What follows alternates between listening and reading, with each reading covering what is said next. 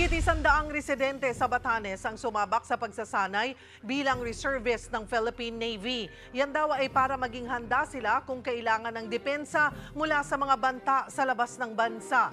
Magbabalita si Brian Castillo. Makapigil hiningang mga tanawin at mayamang tradisyon at kultura.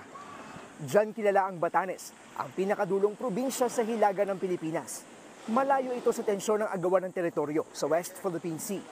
Yun nga lang, halos kadikit na sa Batanes ang ipinipilit na 10-dash line ng China. Pinakamalapit din ito sa Taiwan, kung saan pinangangambahan ng gulo.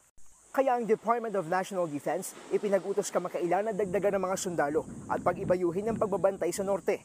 Nitong Sabado, higit 100 residente ng Batanes ang ganap ng naging reservist ng Philippine Navy. Isang buwang sumailalim sa matinding training ang mga ibatan, kung saan ipinaranas sa kanila ang buhay sundalo at sinanay sa pakikibakang militar. By having a strong reserve force here in Batanes, this would allow the regular Navy to extend further. For a long time, the AFP has been focused on the internal security picture, and we have neglected external developments. But finally, we are now shifting and we are now more aware that we need to focus on the external environment. Isa sa naging reservist ang magsasampung taon ng teacher na si Alan. Buo ng aming loob na kung sakaling lulusob sa islang ito, handa kaming ipaglaban ng natin at mamatay. Maging ang housewife na si Nanay Annalise, sumali rin bilang reserbang puwersa ng Navy.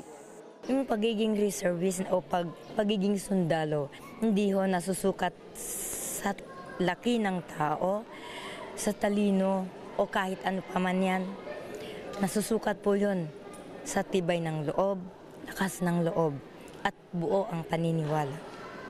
Suportado ng reservist na rin si Batanes Governor Marilo Cayco ang pagpapalakas ng pwersa sa probinsya. Para rin makatulong sa amin in case of disaster and calamity. Sa gitna ng namumuong tensyon sa paligid ng probinsya, patuloy na hihikayatin ng militar ang mga taga-Batanes na sumali sa Reserve Force. Ito ay upang masiguro na sa oras ng pangangailangan, may mga taong titindig para depensahan ang kanilang bayan.